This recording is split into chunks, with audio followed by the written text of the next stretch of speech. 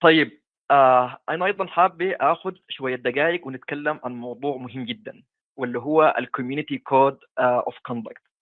والهدف من الكلام ده إن احنا نوضح شنو القواعد الأساسية اللي بنتعامل بها جوا المجتمع. القواعد دي وظيفتها إنها تساعدنا نحافظ على الاحترام، نناقش بطريقة مفيدة، نبني سمعة محترمة، ونبني أو نستفيد من وقتنا من غير فوضى أو توتر.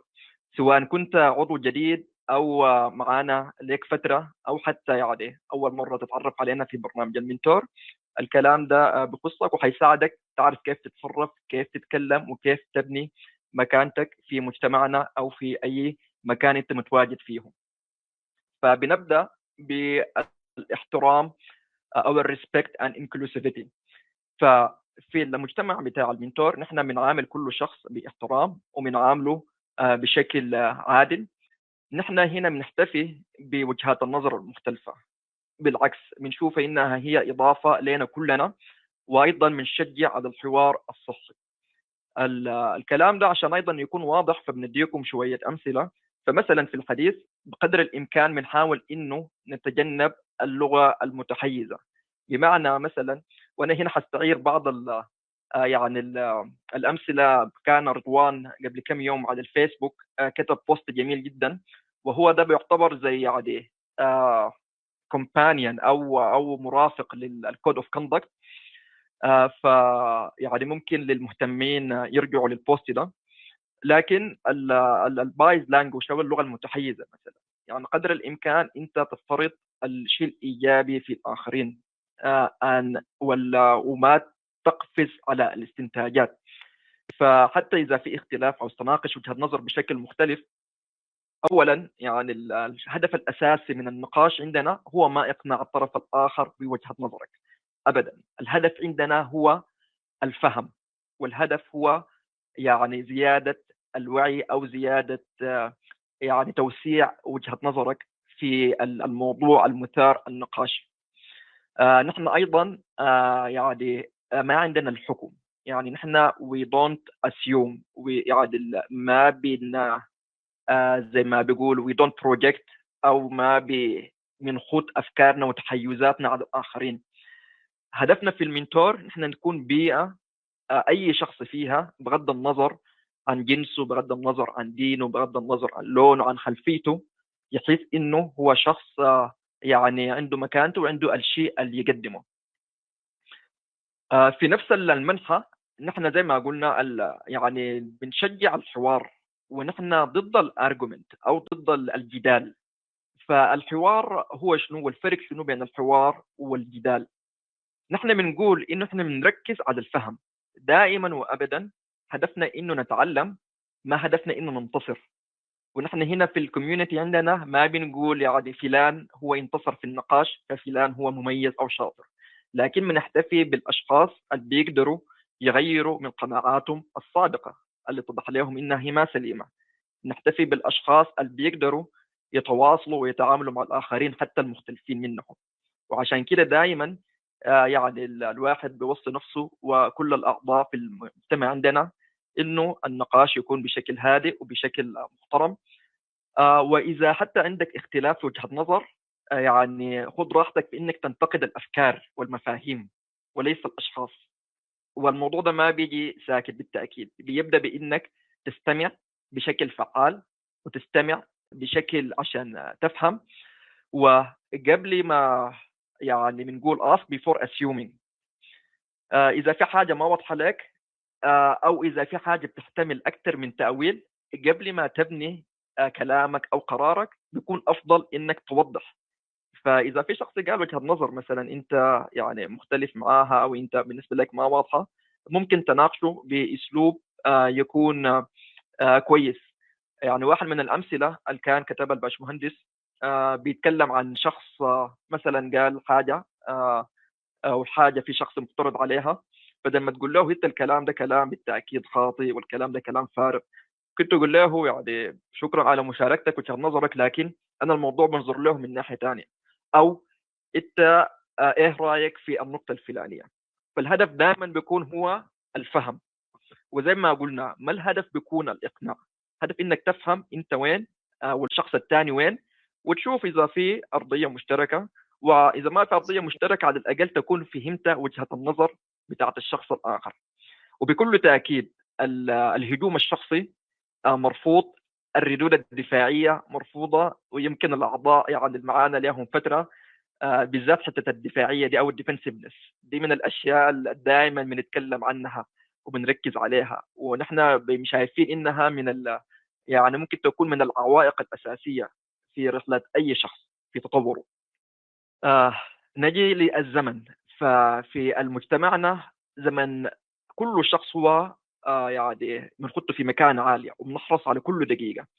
فعشان كده بنشجع وبنحبذ انه الشخص يعني يركز في مشاركات على انه هو يضيف قيمة.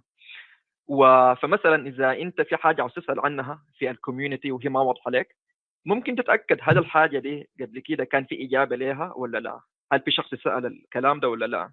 بالتأكيد الأعضاء الموجودين عندنا المنصة بتاعت النولج بيس أو قاعدة المعرفة.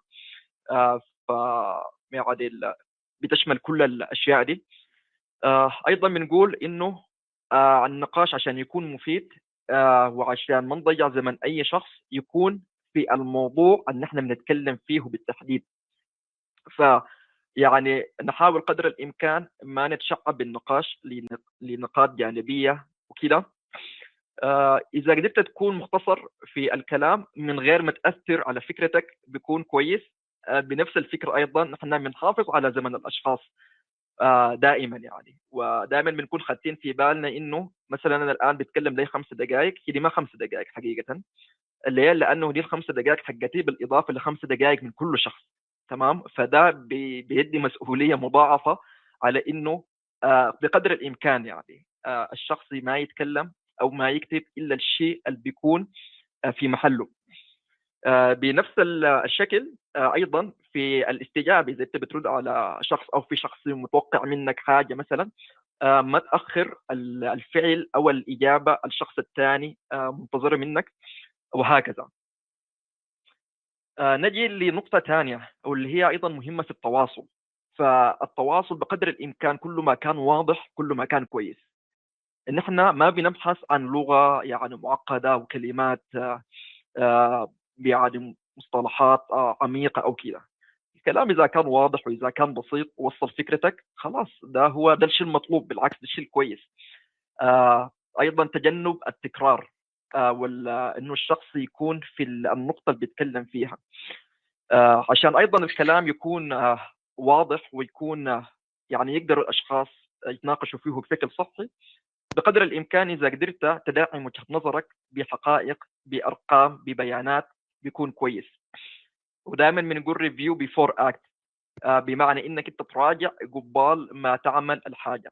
فكون يعني او احرص على انه الرساله بتاعتك تكون واضحه وتكون اذا انت خدت نفسك في مكان الشخص الاخر هل هو ماشي يفهمها بوضوح ولا هي محتاج تعدل فيها. فالحكايه دي مهمه لانه نحن عموما اي شخص لما بيتكلم او بيفكر في انه يتناقش مع شخص ثاني بيكون هو قاعد في المربع اللي هو موجود فيه.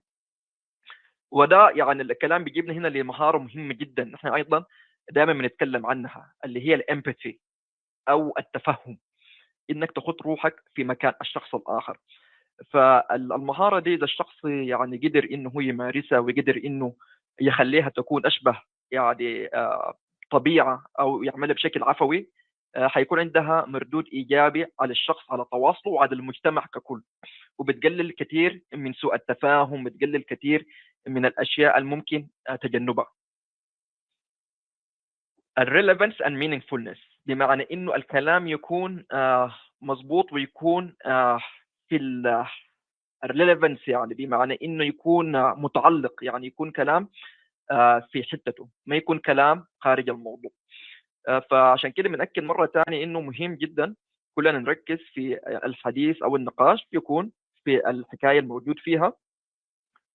وايضا يعني نحن نتجنب انه الشخص يتكلم من اجل الكلام كويس، او نتكلم يعني لبس مجرد انه هو حاسس انه لا، بالعكس يعني ابدا لا باس انه الشخص يستمع.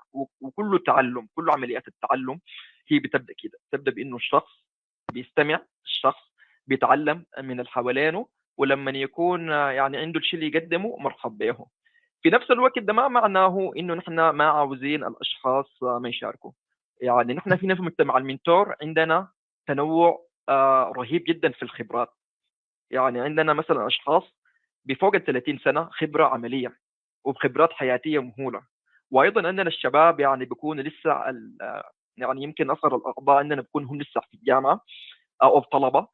فلك ان تتخيل يعني الفرق الكبير في المستوى الفهم، مستوى المعرفه وكذا.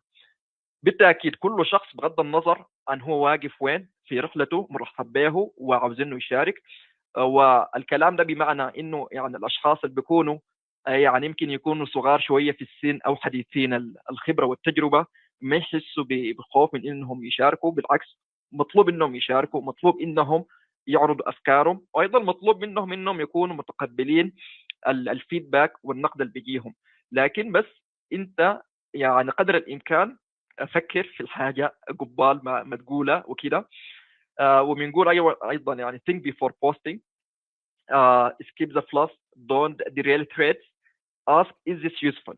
ده سؤال مهم جدا قبل ما نساهم. هل المساهمة دي مفيدة؟ هل المساهمة دي هتضيف شيء على الأقل لي أنا للآخرين للناس اللي معي ولا لا؟ السمعة في المجتمع عندنا ما بتنمني من تعليق واحد أو مشاركة. مهم جدا عندنا الموضوع بتاع الكونسستنسي أو الاستمرارية. ف يعني إذا عملت حاجة كويسة ده شيء حيكون عظيم، من أمل إنك تواصل فيها. أيضا السمعة عندنا داخل المجتمع بتنبني بإنك تتعامل مع الآخرين باحترام، تقدم الدعم المساعدة إذا بتقدر لزملائك، ودائما وأبدا تبحث عن الفائدة وتبحث عن إضافة الفائدة لك وللآخرين. المجتمع بالتاكيد هو اساسا هدفه انه يساعد الاخرين، وده الشيء يعني نحن في مجتمع المنتور كل الشيء اللي بنعمله هدفه الاساسي هو نساعد الاشخاص اللي عاوزين يساعدوا انفسهم في انهم يتطوروا مهنيا. ف بنشجع بالتاكيد انه يكون في يعني الاشخاص يضيفوا قيمه للاخرين. وده الشيء الاساسي يعني الفكره بتاعت المنتور. يمكن معظم الاشخاص عارفين سيره محمد رضوان مؤسس المنتور، وبعد اشياء كثيره جدا حصلت بس بانه هو شخص بيساعد الاخرين بينشر القيمه. والحاجه دي هي اللي بتخلق البيئه الصحيه، البيئه الداعمه اللي نحن الان كلنا يعني مستفيدين منها داخل المجتمع. بنقول ايضا بغض النظر عن انت وصلت وين، حاول يعني تحلى بقدر من التواضع، وما في شخص كبير على النقد، وما في شخص كبير على انه هو يسمع توجيه بغض النظر عن هو وصل وين يعني في الكارير بتاعه. ايضا الصدق والصدق مع الذات قبل ما يكون مع الاخرين. فبنامل انه كل الاشخاص يعني في التواصل يكونوا واضحين، ويكونوا ايضا اذا انت ارتكبت خطا شيء كويس انك انت تقر بالخطا اللي ارتكبته. ودي هي الحكايه اللي بتخليك تكتسب الثقه داخل المجتمع وتبني سمعتك فيه. الكوميونتي كود اوف كوندكت او يعني شريحه العرض اللي قدامنا دي هي يعني على كل التفاصيل اللي فيها هي حقيقه ما كل الكود اوف كوندكت اللي احنا شغالين به. في تفاصيل اكثر موجوده على الجيت هاب، على الريبوز الموجوده عندنا.